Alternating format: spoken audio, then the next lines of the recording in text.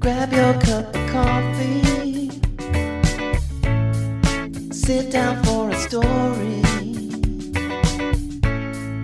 Let's all go exploring. Making it after 40. Making it after 40. Making it after 40. Hello, friends. Welcome back to the Making It After 40 podcast. I am your host, Lisa Rodriguez. I'm an actor and writer who is still trying to make it after the age of 40. On this show, we explore what it means to be an artist trying to make it as a middle-aged person. This week is a very special week as it is our 1-year anniversary show.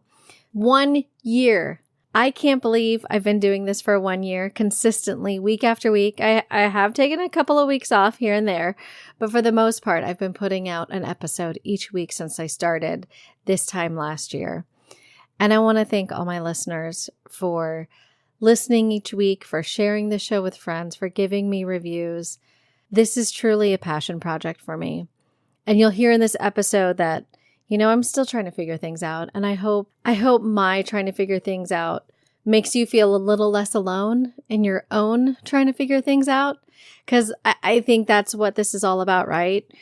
We don't know what the future holds. You never know if one decision is going to be exactly the right decision. But you kind of just have to go with it sometimes and just trust that you're doing the right thing and that the universe has the best of intentions for you. And your goals are around the corner. You just have to keep going, which is so much of what this podcast is about and so much of this conversation is about.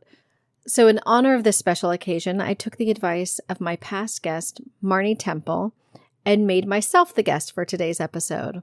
This means that I have a very special guest host, Leonora Pitts, who is the host of the Mothering Heights podcast, which you have heard me reference many, many times on this podcast. I cannot be more grateful to Leonora for sharing her interview skills and using them on me in this episode. She's an incredible host and an incredible person. And if you have not listened to her podcast, perhaps you will now.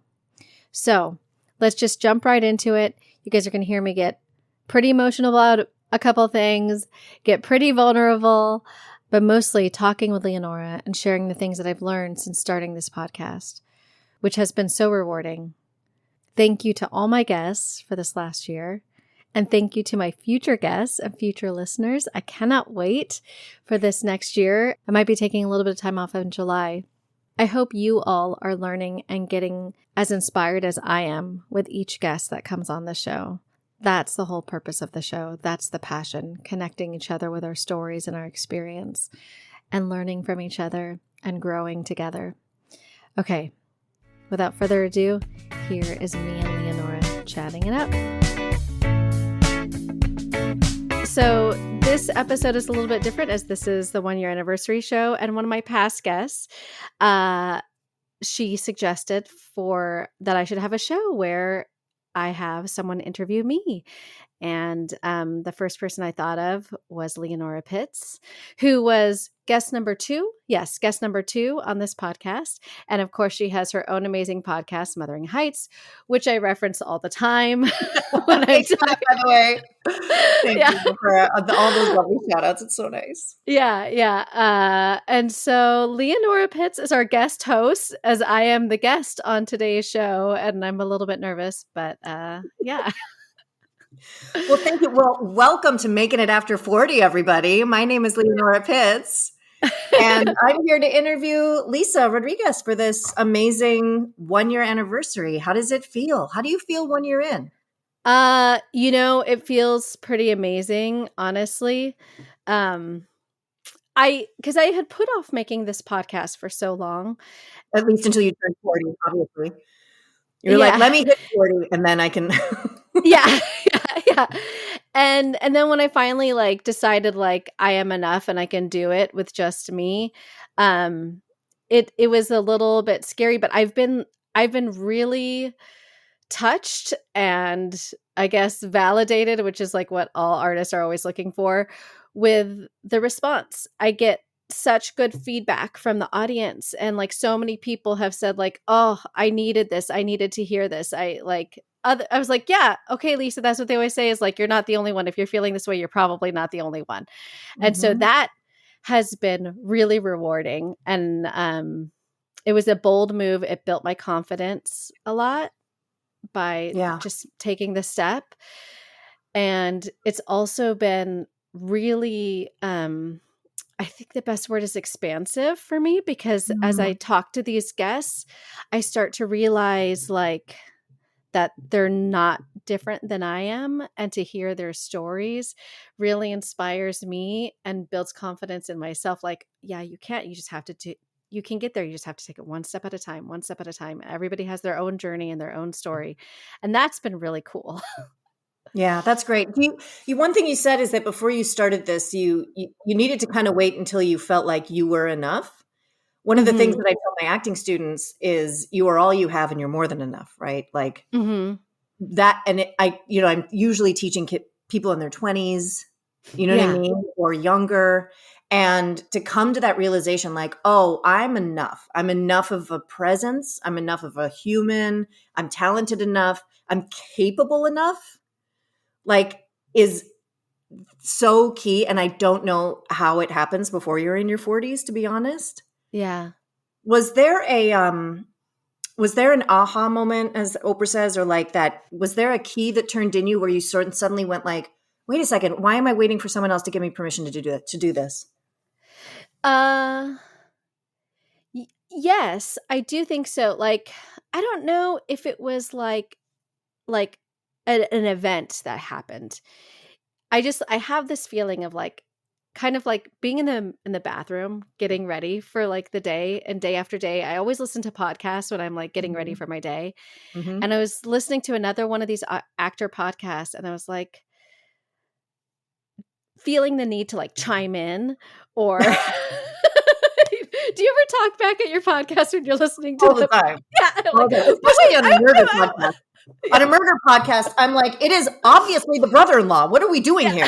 Yeah. I always want to be like, oh, but I would like to add something. And I was listening to it, and I just like, I kept getting that like inner thing inside of me, like, you need to do this. Start your podcast. Start your podcast. What are you waiting for? Start your podcast. And that voice kept coming to over and over and over and over again. And so I think it was just a matter of like my higher self or my guides or whatever, just like nagging at me. And I've learned in other life lessons, if you don't listen to that voice, eventually they force you to do something. And that's never fun, because that's like the hard way. So I was like, okay, fine, I'll do it. Yeah. I sometimes find that when I ignore those voices, it's not even often, or it's not always that the universe then like drops something else in my lap that makes me go like, oh, this is aligned with that. It often happens in terms of regret. Like looking back and going like, oh my God, I should have if I had just said yes, or if I had just taken the leap, or if I had said no, or the things like even small things when I'm making a movie, when I'm directing, where in the moment I'm thinking this isn't working, and I don't fix it in the moment because I'm like, it'll be fine. Yeah. And I'm like, it always happens. And so I think that sense of regret like burns in my chest. Do you get that? Yes. Yeah. Yeah. It's like, better. To listen to yourself, and so the times when you don't. Yeah. Yeah. Or you see like, if it was like an idea or a feeling or something, and then you see somebody else doing it like 6 months later or a year later, you're like, oh, I should have listened to that. And I think sometimes it's not for you, but I do think that there are times when it's just like that. I could have had that too. Totally. And that's that big magic thing, right? That like that muse dropping down and saying like, here's this thing. And Liz Gilbert talks about this in her book, Big Magic, where she had something that was presented to her from the ether. Yeah. And, it was this amazing, she started researching and going down the road of like doing this big book. And then it just wasn't fixing. It just wasn't landing for her. It just didn't feel right. She put it aside. And sorry, spoiler, skip ahead 15 seconds if you don't want to know this like amazing story. But then one of her friends, who's a fellow writer, essentially wrote the same book, Yeah. having not had a conversation about it. And it's random. It's like a woman who goes to South America to do research. Like, it's like a weird book. It's not like Yeah. girl falls in love on Cape Cod, you know? And they had kissed at a conference. Like, they had kissed hello. And Yeah. Liz thinks she transferred the muse in that moment. That You gotta is read so Big Magic. interesting. You Yeah, gotta yeah, read yeah, it. yeah. I got to So read good. it. I still haven't So read yeah, it. but I think, like, you're right. Sometimes that thing drops in you and then you roll around in it for a second, and either it feels like, oh, I got to do this, or I got to let this go. This isn't for me. Yeah. So understanding that secondary voice that's like, Yeah. But how do you like the thing that I always rub up against is that there's so many ideas that come to me and I don't have enough time to do them all, but they still feel like I want to do something with you. I don't have time yet. And Yeah. I don't know how to like reconcile like, okay, well then maybe this isn't going to be for me, but I know that this is a really good idea, but I guess I have to put it on the shelf. I don't know. Like, I feel like a lot of like novelists and writers and obviously screenwriters, they have like lots of different ideas and they have to like put those aside. How do you not lose them to somebody else in the ether?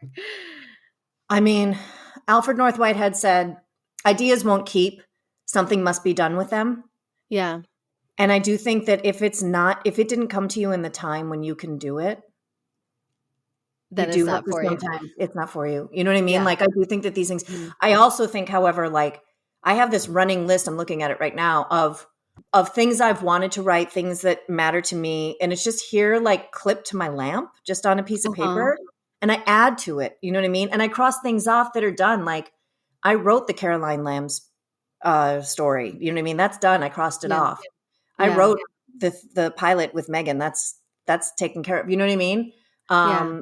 So, like, making sure that you're like tracking the things, writing them down as they Mhm. come to you, because if when it is time for you to revisit, there's a good chance that that is the time, Yeah.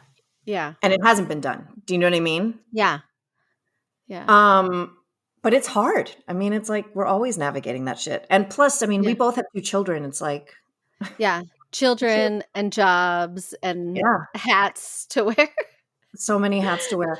What are some of the commonalities that you found in your guests? You have such a wonderfully specific goal with this podcast in terms of who you're talking to. Have you found that there's a thread that runs through each of them that you take with you? Yeah, I would find that the biggest thing that I find is most people don't know themselves until they get to 40. Yeah. I mean, there are definitely people who do have a good sense of themselves in their 20s or 30s, but I feel like most people truly don't find their success until they get into their 40s. Yeah. And like they don't fully like know themselves until they get into their 40s. And so a lot of their success comes because they stop caring about what other people think. It seems like there's just this thing that happens when you get to 40 where you just stop giving any kind of fucks about what other people want for you or the roles that they want to put on you. And because you have that sense of self, you just start finally doing what you want to do. And it happens with men and women. It's not just like a gendered thing, because I think it is more common with women. But I would say that's like the biggest thing is that switch flips when you turn 40. You're like, you know what? I'm tired of wasting my time. I'm just gonna stop screwing around and like knuckle down. Yeah, I wonder if it's tied to being in the middle of your life, like hitting that. I definitely, this is my 45th year. Yeah. And I definitely have that, like, oh, this is the halfway point. You know what I mean? Yeah. Like, Yeah. like we got yeah, if you make it to 90, then like how much longer into 90? And are those going to be good years in your 90s? You just don't know. Yeah. Yeah. I wonder if you have any insight into how people in their 20s and 30s, because I think there's value for people to listen to their elders. And I hope that you have people listening who are creative people who want to know what it's like to put 20 years into something, you know what I mean? And then reap the benefits in your 40s. Do you think that there's any sort of steps a person can take or investment that they can make that would help someone get to know themselves in the way that you do when you're in your 40s?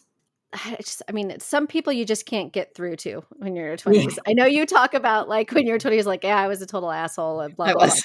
Like A little bit. I was an asshole in the way that like, of course I thought I knew best. And I like had these like goals in mind that were just like ridiculous. Like I was so naive, you know? So I would say like, the best way to get to know yourself is to like actually try to be honest with yourself. Mm. Like take off the mask. Like if Mhm. I think we're all still wearing masks in our 20s, and especially because we are still trying to figure out who we are. But if you can find a way to take off the mask, and maybe that's through some like spiritual stuff, maybe that's through yoga, maybe that's through just like listening to your elders. I don't know, but if you can find a way to take off that mask and like read some good books about people and all the crap that they went through and the time that they wasted before Yeah. they figured it out, like you're gonna save yourself a lot of time. I think about this a lot with my kids, Mhm. right? Because we both have 13-year-olds, Mhm. and they're trying to figure out, like, I guess it's almost like this, like the first layer of their personality is really developing, and we know they're going to keep evolving and they're going to be figuring it out. But I think about this for them, and it's like, I don't want him to go through the same crap that I went through. And Yeah. a big issue for me was codependency. Mm. And that caused a lot of, I feel like that caused a lot of my developmental delays, was this operating this codependent kind of thing. So I'm always like, what do we need to do? Like, let's make sure you're like you have healthy thinking and you're getting therapy and all that stuff. And he's Yeah. had his ups and downs, as you know. Mhm. And it's like I want to prevent it, but like I realize I can't. He just has to learn his lessons, and I just have Yes. to like be there for him when he needs advice or when he needs a shoulder to cry on. And that's so hard, because like even like with other younger actors, because I did Second City in my late Mhm. 30s. And so here I am with all these like 20-year-olds. And there's one love of my life, Karina. You know who you are. I was talking to her about stuff, and like I just felt like she's like my little sister. And I was like, don't get married in your 20s, please. Like, Seriously. like just have fun. Like I was laying all these lessons on her, and she actually listened to me. And Oh. she was like the like one person who like really embraced it. And I felt like, I don't know, I guess validation. It was like feeding my own ego. But I was like, Yeah. honey, I've been through the ringer. And she was like, trust me, I almost got married when I was 18, and I realized it was a mistake. And so tell me all your wisdom. Oh my God. I love this. I have to say, as much as I struggle with some aspects of getting older in terms of, I'm dealing with some injuries right now, as you well Yeah. know, and the aches and pains of having trained as a dancer since I was 3 and all that kind of stuff. But one of the things that I love, one of the like roles that I love, is moving into this like wise crone shit Yeah. of Mhm. like I dance with these girls, with these kids who are 20, 25 years old. They're literally Yeah. 20 or 25 years younger than I am. You know what I mean? They're so Yeah. young, so beautiful, so sweet, so like open, and like they're just darling. And I call them my little chickens. Yeah. And like I love them so much. And when I see them and I'm like, "Hi chickens," like I can't believe that I'm comfortable not being one of the gang with them. Do you know what I Yeah. mean? But being in this like different sort of separate category, maybe of like a little bit of like an old lady kind of thing, but like Uh-huh. they definitely will come to me with like, "Hey, can I talk to you?" And I'm like, "Come here, honey." You know what I mean? Yes. Visiting chicken, I gotcha. You know what I mean? And like I'm surprised how much I enjoy that wise matriarch role, that like mentor role kind of, Yes. you know what I mean? Yeah, Are you it's the finding best. yourself in that place? Yes, so much. In so many different facets of my life too. Like Yeah. not just with the acting stuff, like because I feel like with the acting stuff, I'm still such a newbie and such a like I'm learning so much about the business and about my craft and my talent, because I really Mhm. haven't come into my talent the way that I wanted to when I was younger, Mhm. and like we've talked about this, like sometimes I like, see other people our age and they have careers, and I am at the start as if I'm a 21-year-old Yeah. coming to California. So I feel like a little bit of imposter syndrome. But like, anyway, aside from that, in other facets, like in motherhood and even in my day job, I love to be that person who's kind of like mentoring and giving them the stuff. Like with motherhood, I'm like, hey, it's gonna be ugly. And Yeah. like nobody else is going to tell you this, but I'm going to tell you it's going to suck, and labor is Yeah. going to be hard.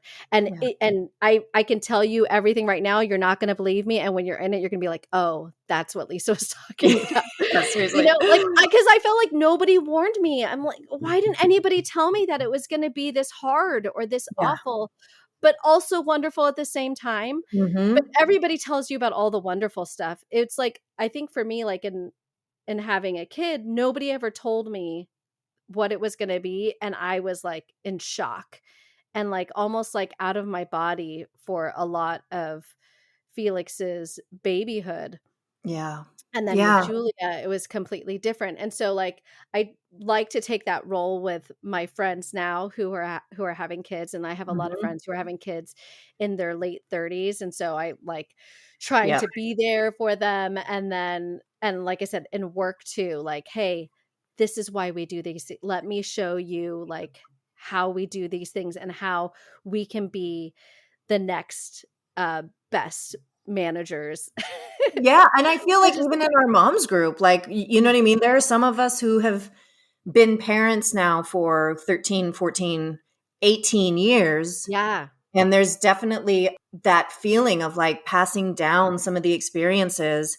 I talk a lot about how in the original group that I first started, that you were also in, how one of the moms, I think Willa and Felix would have been like, our kids are about the same age, right? They're just a little Yeah. bit apart. So we've known Yeah, each other same. since baby class, Yes. Lisa and I, that's what I'm saying. Lisa and I have known Yes. each other since our babies were babies. And so Felix and Willa would have been like 2-ish. Yeah. And one of the moms had maybe a 10-year-old and a 12-year-old. So she felt very like so far ahead. And she said, I just want to tell you all of you who are in the middle of it, only a mom would really understand what in the middle of it Yeah. means. Uh-huh. Today, my kids let me sleep until 9:30 in the morning. They went downstairs. They each made themselves a bowl of breakfast. They rinsed out their bowls and put their bowls in the dishwasher. And then they sat down and watched TV and played video games until I woke up naturally at 9:30 and I came down. They didn't destroy the house. They just made themselves breakfast and they let me sleep. So I just want to tell you that it's possible and it will get better. Wherever you are, it will get better. It doesn't Yeah. get easier. Yeah. It just gets slightly better. But I held on to that. That became like such an important thing for me to understand. Like there is a future for me in Yeah. which I don't have children in my bed. I don't have children sucking on my breasts. Yeah. I'm not pregnant. I'm not, you Yeah. know what I mean? Like I'm where my body belongs to me, my bed belongs to my husband and me, and like my mornings are mine again. Yeah. You know what I mean? I think that's such an important lesson to take into all those other avenues too, because that's true with children and your family. And like I had that experience with Felix. I would have to get up at, like every night at 2 a.m, and I'd sleep in his bed from like 2 or 3 to 6. Mm. But when it got to be about 8 or 9, you didn't have to do that anymore. So it's like eventually, yeah, I know that sounds like a long time, 8 years, Yeah. but guess what? Like, as if everything goes according to plan, you're going to have, like 60 years with them or Yeah. 50 years, so Yeah. like it's just 8 years. If Yeah. the time is going to pass. And like in terms of my career, I think the same thing is like it's really easy to get into that place where I'm like, I'm not working, I'm not booking. I'm, like, okay, but you're auditioning now. You weren't Yeah. auditioning 3 years ago. Now you're Mhm. auditioning. So that's great. I And love like, that about okay, you. but I love how you like are so conscientious of your victories. I'm trying to be. It's what keeps me going. Yeah, I mean Yeah. it. Yeah. It's like super inspiring to me. How do you find like when you feel like your creativity is like dry or brittle or like, you know what I mean? That feeling of like, oh, like, how do you spark yourself? How do you get your creativity? How do you feel you're well? Not even necessarily in terms of like, what do you watch? Although I'd love to hear that too. Yeah. Sometimes, you just have like a comfort watch that you go, oh yeah, that's why I'm here. But like, what Yeah. do you do that's even outside of the business that fills that well for you, where you can kind of get that creativity flowing again? For me, it could be going for a walk or like making sure that I'm getting my workouts in. In the last few years, I've started lifting weights, and that Mhm. I'm finding that has been so important to my mental health. And I notice when I've been sick and I can't work out, I get really down, and Mm. I didn't realize how much it affected me. So that helps. But also sometimes like I just need to put on some music and like do interpretive dance, and it's stupid and it's fun Yes. because like something about that makes me feel like I'm moving and I'm creating, I'm getting the energy out, I'm moving it around, and that really helps. Sometimes it's just journaling. Yeah. I have these meditations that I do, and it's like the meditation kind of helps me to reconnect with my higher self, and I can just like kind of journal out whatever comes to me during that meditation. And then maybe it's just like, maybe I'm processing some crap from childhood or whatever, or like feeling like an imposter or whatever. Yeah. Those are the tools that I generally use. It's interesting that the interpretive dance thing is interesting to me Yeah. because I do feel like that's so childlike, Yeah. and like sometimes Yeah. making yourself be silly, like forcing yourself to be silly and Yeah. ugly almost, you know what I mean? Like not Yeah. graceful, Yeah. can break you out of like whatever patterns. And same thing, like you're saying, like, sort of finding that childlike exploration, you know what I mean? Yeah, and for me, I feel like the dance is like my first form of creativity. Like I've Mhm. always like my first form of creativity and my first findings in comedy. Like that's how I would make people laugh, is like dancing to silly songs and like acting it out, lip syncing along. Like that Mhm. comes like super naturally to me. I've been thinking about doing those for TikTok. I like the licensing thing is something I'm not quite sure how to handle, but TikTok has so much music on there now Yeah. because it's just something that's like dumb and fun, and like I'll do it like at home for my kids and my husband, like when I'm with my cousins, and they love it. It's just and so because it's like I've been doing it for so long, I really find like that helps like kind of reignite that creativity because it's like I the love that. original form for me. Yeah.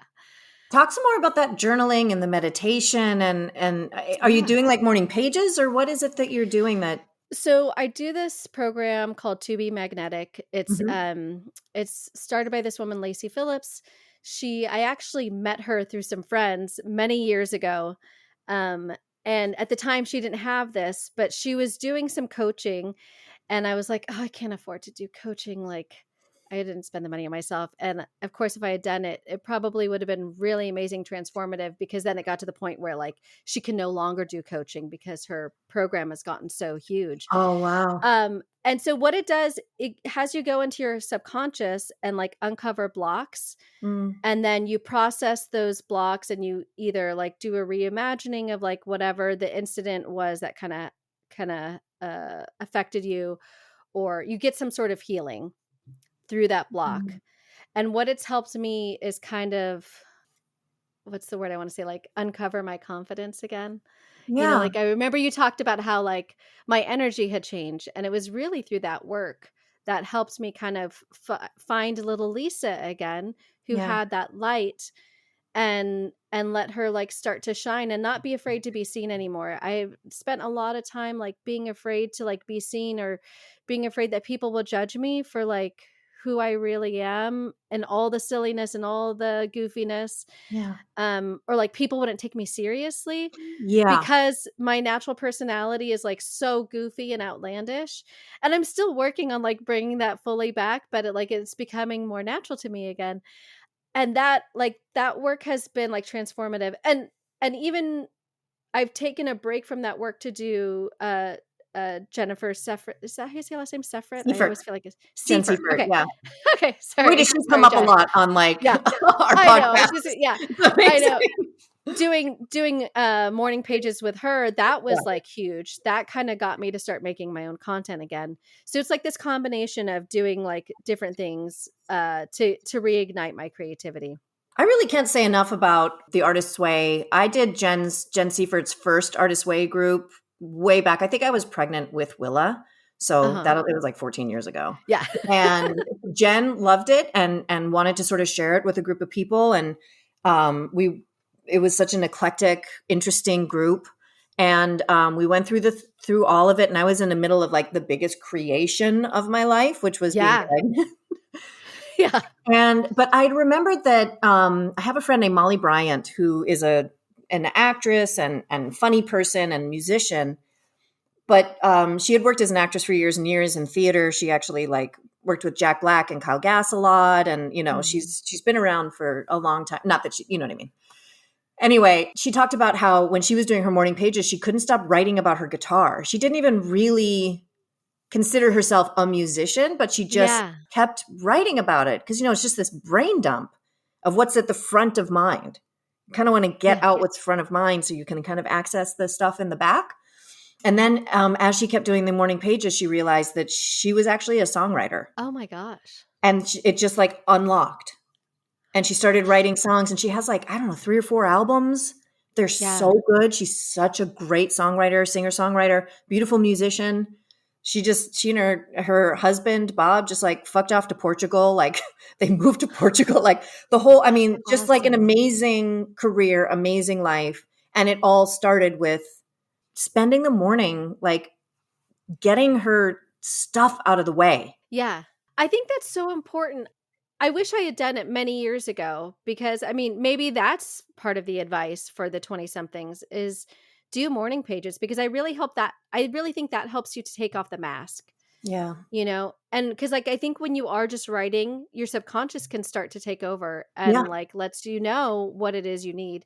It's funny when I first started doing some of the TB magnetic work, my voice came up as something that I should be exploring that is going to be for my career. And I was like, well, maybe I should like start taking singing lessons again, or, like maybe it's this podcast. I don't know, but I'm still figuring that out. I just think like, just to add to that idea that like your spirit and your body will tell you what it is that are your gifts. You just kind of have to listen.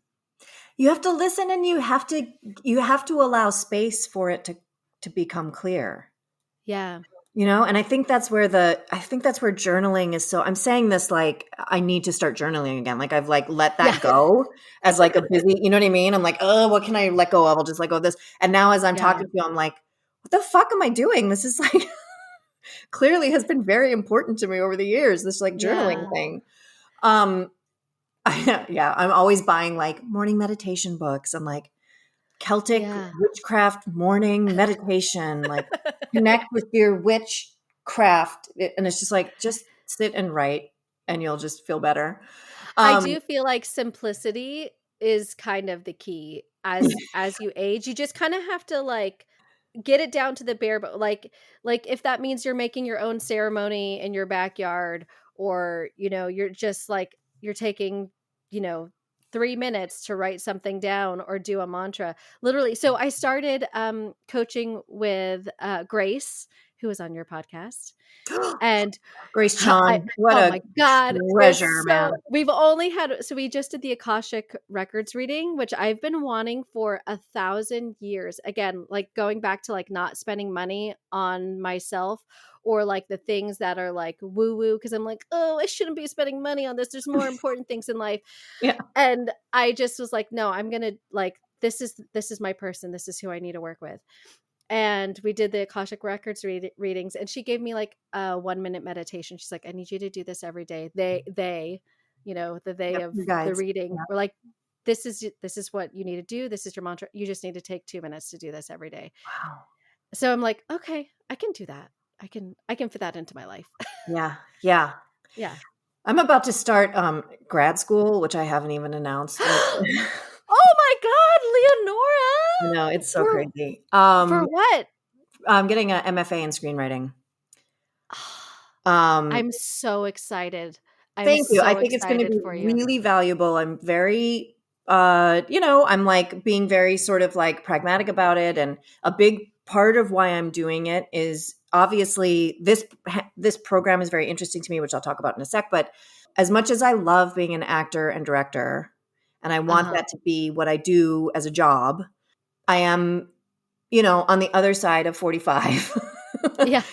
And I happen to also love teaching acting. So I would love to open up the possibility of teaching full time at the university level.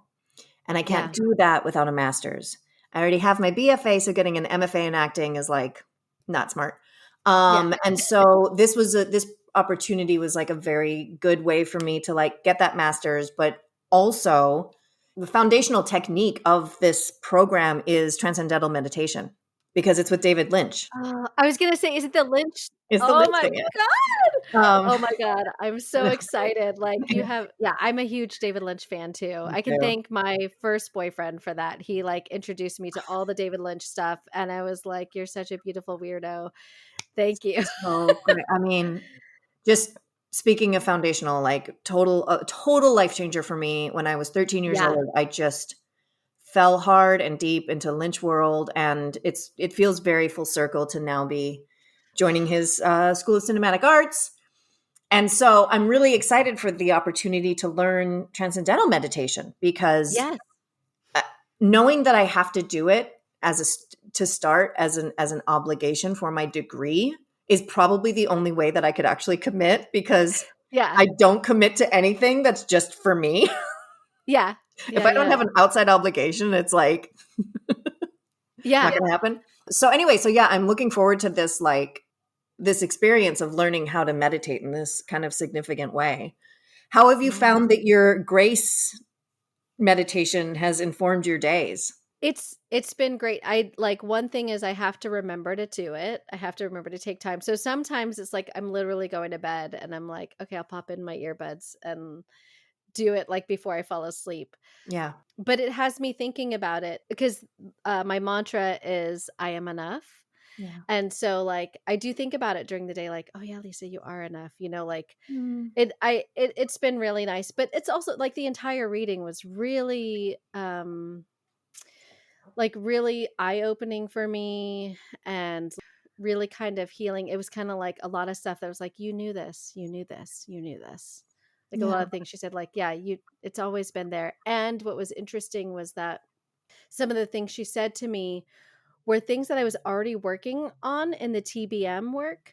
So like I would do this, like when I do the TBM work, sometimes I'd go back to a moment in my childhood where I felt like my light was dimmed and my higher self, would take the light back from the person who I felt like, or the interaction, like take that light back and hand it to little Lisa. Aww. And then I put it back into my belly and like, okay, there's your light back. And I've been doing this in my meditations. And she talks about like, that was the thing that came up in the reading was like, you're such a light and you've dimmed it for so long. It's time to like, that is like the gift that you bring. You're here to shine your light. She's like, and so like, they're just telling you it's time to start letting your light shine. And like, but we're going to go slowly because your nervous system has to adapt. Like, okay. I hear you. Like, so, I mean, these big shifts can have like big, almost, well, not even almost, but big physical and physiological effects on us. Yeah. Mm-hmm. Like, do you find that when you've had these moments of like a drop in or like a clarity, how does it manifest in your body? And does it feel scary? For me, it usually like will hit like in my heart center Mm. or like in like my sacral kind of spot. Those are my spots. And then like I usually like, depending on what the situation is, I don't know how to describe it. It's not a nervousness, but like I start to shake. My body Oh, like starts to like, it's like that almost like a adrenaline cold. feeling? Yeah. Yeah, it's like Yeah. my body starts to shake, and it's like that's where I'm like, I don't know if I'm like too much is coming in. I don't know how to handle all this. Yeah, yeah, yeah. I Yeah, know that and then feeling really, really well, yeah. I feel like sometimes I get like really emotional. Like I don't know, I can lately I've been like I want to do some dramatic work because I feel like all my tears are right there ready to Mm. pour out. Yeah. Yeah, I've been feeling really tapped in lately. That's good that you're feeling tapped Yeah. in and not tapped out. Feeling tapped Yeah. out is terrible. That's where I'm at. I'm tapped Yeah. out. Yeah. Oh. Oh, well, thank you for making time for No, this. this is a pleasure. This is great. I'm Yeah. having a blast. I just mean like, and you know what I mean? Like I'm coming off of Mhm. like this insane 6 months, and I keep saying Yeah. like, I just need some time to like get over just the activity and the emotional drain of so many things and how busy everything was this year and just crazy travel and crazy work and bouncing between so many different jobs and trying to like track Yeah. everything. And now I'm just sort of in this like extreme depletion state where I'm like, what happens now? Yeah. Like I got a tarot reading when I was in Ojai this Uh-huh. week. And the first card I pulled, which is sort of like your where you are right now, Uh-huh. was the hangman, which just means being stuck, just like Yeah. stuck. And so I'm in this place of like trying to figure out if it's okay for me to just sort of live in this stuck place, especially considering that our industry is on strike. There's so much Mhm. uncertainty. I'm starting an MFA in the fall. Yeah. Or if there's something that I need to do to like shove myself out of this, Yeah. So what should I do, Lisa? I think okay, honestly, I was about to say I feel like the first thing you need to do is start your journaling. I think you Yeah. just need to take some time in the morning. The kids don't have to go to school. So they don't have The to kids rush don't out need to to be in the school. morning either. I don't have a Yeah. little Julia. Do you know what I mean? Like Yeah. the kids don't need in the Yeah. morning. So take a few moments for yourself in the morning and just like start writing. Like do morning pages. And I Yeah. feel like when you start doing that, the clarity is going to come to you of like what it is you need to do. Just because you're stuck doesn't mean you need to force yourself to get unstuck. It just might mean that you need to sit in this place for a little bit so that you can rest and recover and fill that cup back up so that way like and then you'll slowly start sliding out of that unstuck place. Yeah. Yeah. I think That's that's what really I good should. advice. Yeah. Yeah. And I think giving myself permission to kind of be away from it all this summer Yeah. and like not have that drive of accomplishment and uh reward Yeah. work. You know what I Yeah. mean? Like, I mean, I will still have 7 jobs, but just like not needing to like feel that level of ambition that I've been driving with Yeah. for 25 years. Maybe it's just okay for me to take this summer to just like I feel, and I know that this is not a parenting podcast, but of course my podcast is about Yes. parenting. And Yes. so, Yes. Yes. Yes. I did want to ask you, like, so you've got a big range between your Mm-hmm. 2 kids, and I realized this like just in the last 2 weeks that when my kids were babies, I want to know if this is your experience Okay. too, especially because you have a little one and a big kid. When they're babies, I was like, every moment is precious. Don't fucking, if you miss the one chance to sniff their head, like you will regret it forever. Like I wanted every moment with them. Like I tried to be hyper present and like almost drove myself crazy with this like need for connection and memory and like make sure that you're tracking this and remembering this. Like don't forget, don't forget, don't forget. Yeah. And then when they came to be like school age or even preschool age, I was like, bye, have fun, but be gone for 8 hours. I will see you when I see you. Bye, bye, bye. See you. And then now that my eldest is 13 and my younger is 10, I'm Mhm. back in that like smell their head. Like don't miss a moment to like have a meal with them, sit with them, talk with them, make a memory, make a memory, make a memory. Like I'm starting to Yeah. feel the leaving the nest feeling. Mm-hmm. And I wonder if you're feeling that too, or if I'm just crazy. No, we're not crazy. It's interesting. It's really interesting because, as you know, with Felix, his dad and I divorced when he was 2.5. Yeah. And so, oh God, I'm gonna get emotional. Oh, honey. The hardest part was losing that time with him. Yeah. Because we did, like we had shared custody and he'd spend half the week at his dad's and half the week with me. And now he lives with us full time. And so I have all this extra time with him. And Yeah. it's wonderful, but it's also like I feel a lot of pressure to like make up for the time, but also I'm like trying to do this career thing. Yeah. And so it's like I like feel like I'm being selfish when I'm like I can't watch that TV show with you right now. I need to work on the podcast. And so I feel really like in this torn place where I'm very aware that he's 13 and I love that he wants his independence and he wants to do his own thing, but I also feel really guilty because he also needs me still. And I know that eventually he's gonna be gone out of the house. And so like I need to make time for him. Yeah. It's a weird thing because I feel that need like, oh, like I need to spend time with you, like let's make memories. But he's also like some of his interests I don't fully relate. So I'm like, okay, let me figure out how to relate with you on this. Yeah. Like, as you know, we went to go see a Transparent musical this week, and that Mhm. was awesome because it was like, oh my God, I'm having so much fun with him, and we're having this like magical night. And like, like going back to the woo woo stuff, like I feel like we like fully manifested the whole night together. Oh, what a It was dream. because it was like this thing where I kept seeing people post about the musical on Instagram. And so then I was Mhm. like, I don't really have the money to buy tickets. I'm going to see if they have Today Tix lottery. So I Yeah. put in for it. And then we won the tickets that day for the next day. So it was like, oh my God, it happened. And then we went and we saw the show, and I ran into someone who I plan to have on my podcast in August.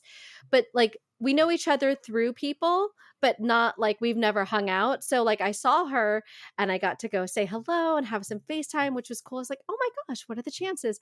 And then I'm asking the ushers, hey, is there any chance that like my son could like meet the cast? Is there a way to do that? They're like, no, not really.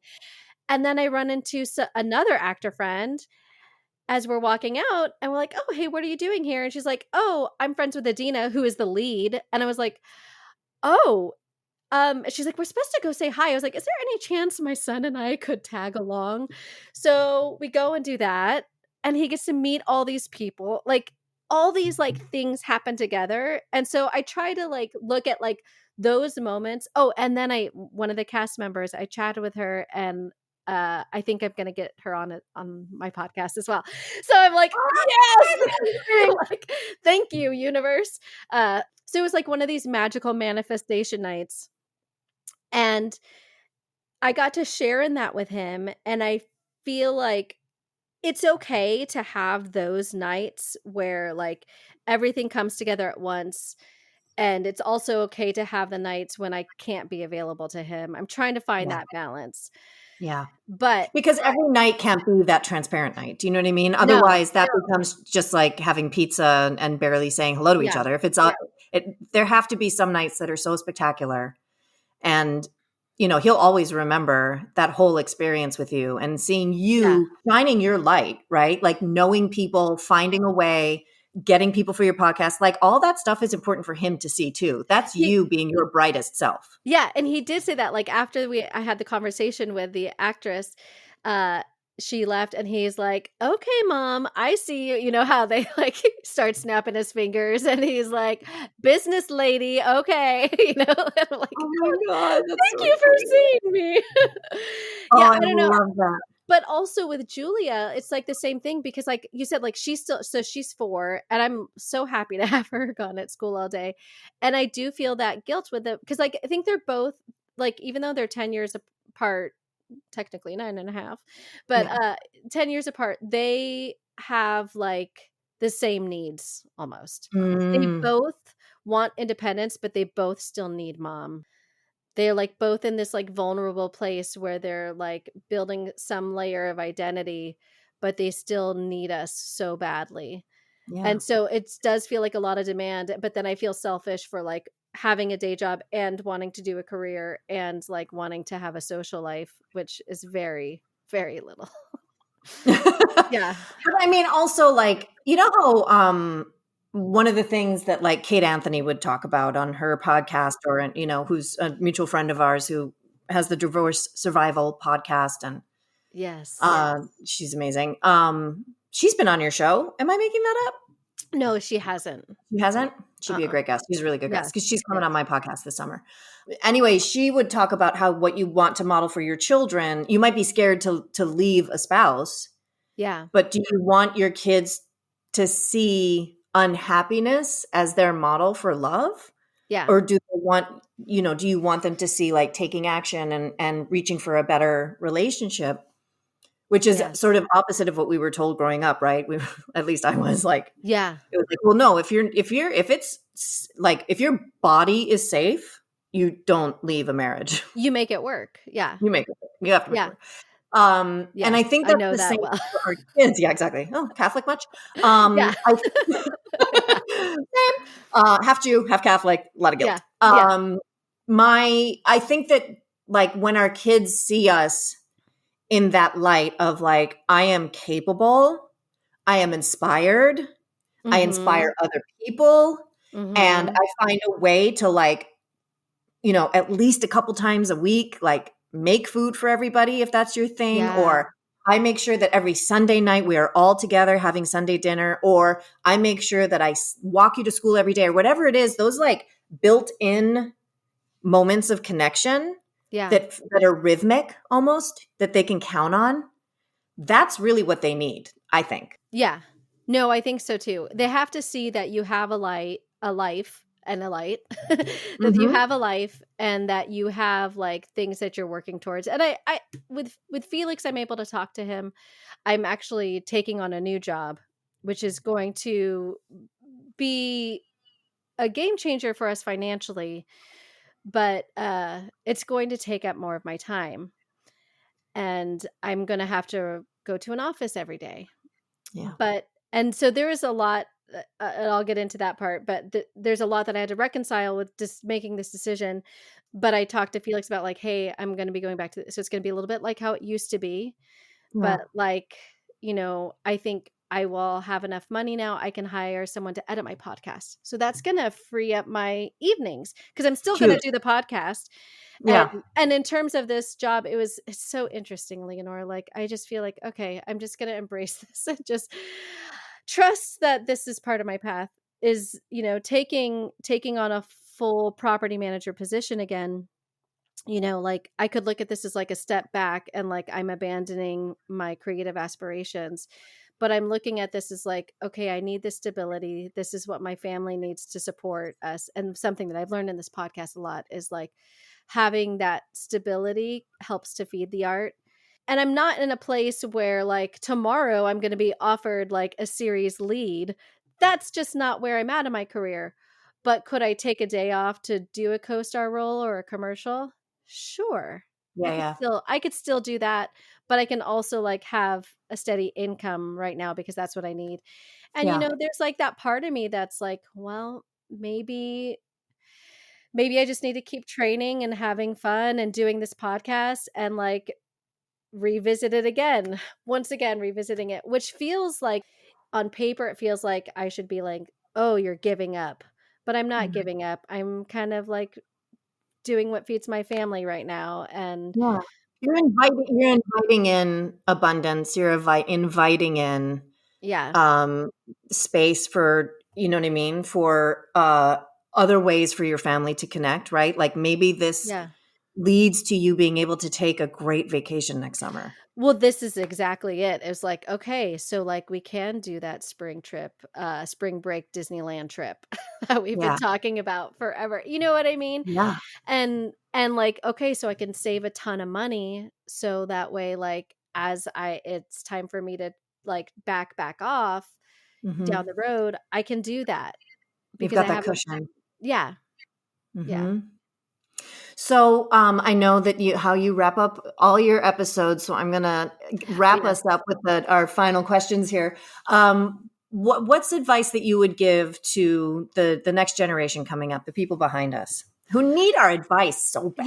Yes. I would say like the classic, like get into class, Get into class. get Yep. into class. I think that's so important. Um, for all the reasons everyone has said, not just your training, but the community, the connections, because you never know, like for you, like a lot of the people that you are friends with, you were doing UCB with in your 20s, and like now they have huge careers, Yeah. and you get to be a part of that. That's Mhm. awesome. But also I would say like have other things to do in your life, have a hobby, and figure out a way to like make money doing something that you also love. Like Mm, I'm hoping that with these strikes that are coming up, it won't be the case that everybody has to have like a really solid side hustle in order yeah. to do this job, because that's where we're at right now, that Mhm. it's just not possible. One of Yeah. my Heather Dowling was sharing that her friend booked 24 jobs and still did not make health insurance. How the hell is that possible? I Like, mean, it's so crazy. yeah, and what is the requirement for health insurance right now? 25,000? 24,000. Yeah. Yeah.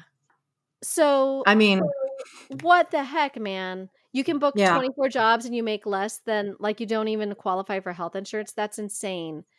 So make sure you have some sort of financial stability. To me, I wish I had a long ass time ago, like actually gone and got my masseuse license, Yeah. or like become some sort of energy healer, or like something like that that would have Yeah. sustained me and like had a, because those are things that I'm passionate about. My husband still thinks I should go back to school and become a therapist. Uh, I I think there's, mean, yeah. it's an intense. I mean, our just talking about Gen Seifert, like she just Yeah. went through it, but Yeah. I Yeah. mean, But it's a lot, but it's great. You'd be great at it. It's yeah. just another thing to put in your back pocket as like, Yeah. it's still creative. It's very important Yeah. in terms of like if making a lasting impact is important to you, then like Yeah, there you go. helping people with their mental health is a pretty good one. Um, so what does making it mean to you? Okay. So making it, and I asked this question of everybody, so I should have thought of it before. I do think that making it means getting my stories out there. Mm, I think at this point in my life and in my career is I feel like it's more important to get my stories out there than it is for me to be in front of the camera. mm, The ideas that I have and the way I want to tell them is like huge. And I don't see myself as like a director or anything like that. It's more like I just want to like have the ideas out there and get the stories out there. And if I can get some of my stories out there, I'll be happy. Um yeah, and I guess like a lot of that like community, like having some sort of creative, I you know what I think it is? I think it's just like as long as I'm making some kind of art, I'll be happy. good. Because like I'm not making any money from acting. I have booked VO roles before, so I have made money That's that way. great. Yeah, But I was going to bring that up actually when we were talking about your voice, but we can talk about that offline. But I do yeah, think that there's opportunities there for your yeah, voice. If that's something that's talking to you, then I think you should explore that. yeah. So I have booked like VO commercials, and that's really cool. But like the things that I thought I was gonna do just haven't come to fruition the way that I thought it is, and that's okay. Mhm. I think for me now, like of course when I was younger, like I thought I'd be super famous. Like this is how delusional I was, and this is embarrassing, which is why I'm going to share it, because I think it's important like to out your shadow, because I think it just like makes people relate to you more.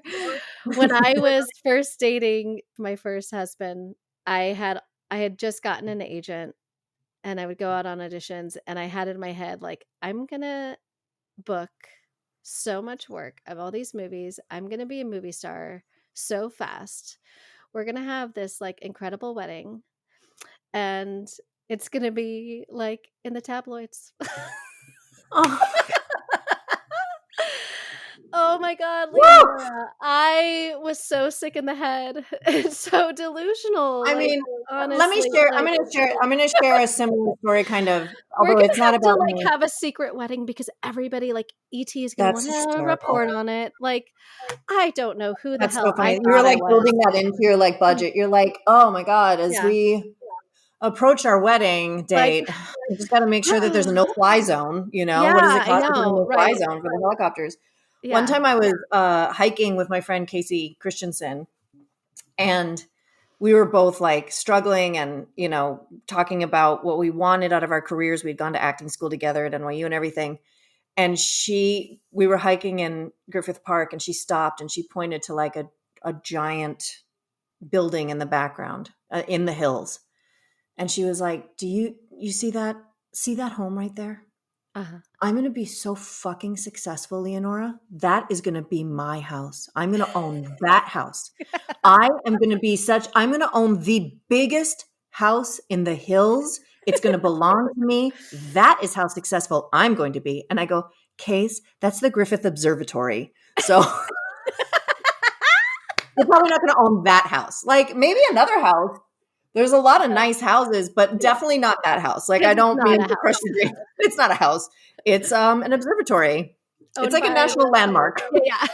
That is so awesome. Well, I think I've always had these big dreams because I found when my parents were cleaning stuff out, like as all parents do, get all your crap out of our house. This has been an attic for how many years? We're going to throw it away. I was going through this like old thing that I had put together when I think I was like in 3rd grade. And it was like, one day I will blah, blah, blah, blah, blah. And one of the things was, one day I will be the smartest person in my family. And then another, I know. And then another thing was like, one day I'm going to be the richest person in the world. Like, okay. Wow. Yeah. And there was a picture of me goals, as girl. like a queen handing out money to everybody. Like, because, but in the same thing, I was like, one day I will feed all the homeless people, and like, like I wanted to cure homelessness, but yeah. Those letters from childhood, I can't. They're so uncomfortable for me. My mother sent me a box recently, and inside of it was a note that said something like, "Went to the movies with Deanne. She drove home by 3 p.m. P.S. I am going to be the biggest movie star who has ever lived. Love, Leonora." And I was like, that's so ridiculous. Why are you putting that in like the note to your parents about where you are? Like, what are you doing? Yeah. Oh man, delusion is hard, but goals are great. Goals are great. Well, you're a delight. I love you, Lise, and I'm so proud of you. Congratulations on a year of podcasting. Thank you. Yeah, you're right behind me too. I know. Too. Yeah. I know. It's a big deal though, and I'm really proud of you, especially because you have done this all on your own. Yeah. Which is no small feat. I have at least help. Yeah. I have an editor, and it's really helpful for me because I couldn't do what you do. So I'm always in awe of you. You've had amazing guests all year. You're such a great interviewer. Your warmth and your light just shine through. And I'm so glad that I know you and proud of you. I'm just proud of you. Thank you so much. Thank you. I appreciate you coming on and being my host. You were the first, like I said, you're the first person I thought of, and I knew I could entrust my sensitive soul to you. I only made you cry once, so that's good. I know. I should be proud. Love you, Lise. Yeah. All right. Love you too. Thank you so much. Thank you all for listening to this week's 1-year anniversary episode. You can follow Lisa, that's me, on Instagram at Lisa Rodriguez. Follow Leonora on Instagram at Leonora Pitts. And check out her podcast, Mothering Heights. She has some incredible guests, and they get into all kinds of things about mothering, creativity, and community. If you're enjoying this show, don't forget to rate, review, and subscribe wherever you listen.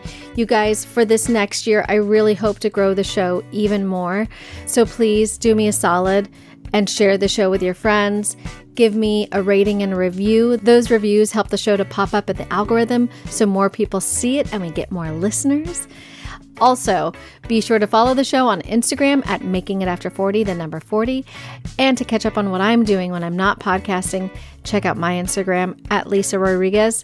Thank you all for listening and have an excellent week.